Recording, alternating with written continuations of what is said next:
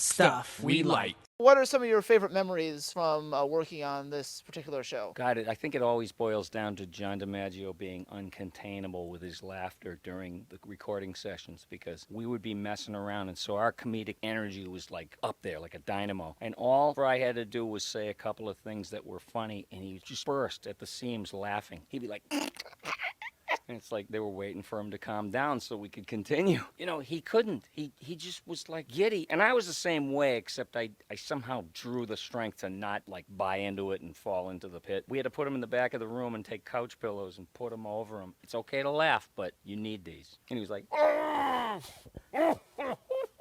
So you guys recorded together as a group? a lot of times we did it ensemble. That's the best way to do it because you've got everybody's energy. You can look them right in the eye, listen to their rhythms right in front of you in real time, and you know how to respond. It's always better that way. But sometimes some people have to be recorded separately because they might not be available. There's a lot of people there, so schedules do conflict. But for the most part, I loved it when there was a full house. And I always hope for that no matter what happened. Did you know that Fry and Leela were going to end up together? No, I didn't. Even though I read the episode, but like I said, I didn't see it while it was going on, so the real impact of it is only so much, and then when you see it on TV, you're like, What are a couple of your favorite gags from the show? if I can say, not gags, but moments, like going down the slide in the mini opera, Robot Hell, The Devil's Hands Are Idle Playthings. I just love that thing, the operetta that Ken Keeler wrote, and he's so clever. He's a musician, but he doesn't lay any claim to that. He just claims it for some reason, but I think he's brilliant. To read his like chord changes and the melodies he wrote was a real challenge for me, and I made my living as a musician and singer years ago. So I was so happy for that, but this operetta really got to me. I said, you know, number one, Katie's a professional singer. I've been paid for it, but I never had a recording contract or anything. And everybody, you know, John having it out in his way with the robot devil and antics always got me, like when Captain Yesterday and those little things. I always loved that, whether there was dialogue or not. I was a big fan of antics. Oh, and I always loved when Dr. Zoidberg called Bender Robot, because it comes from old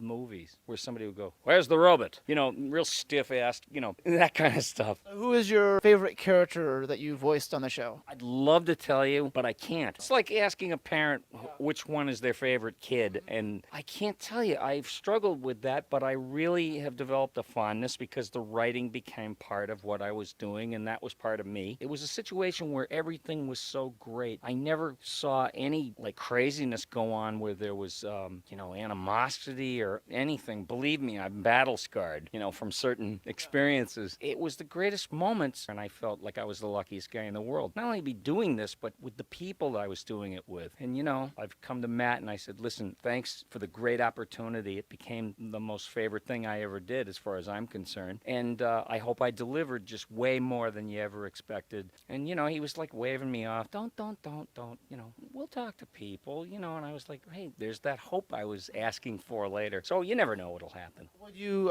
like to say anything to the fans? Gas on the right, brake on the left. Good luck and have fun.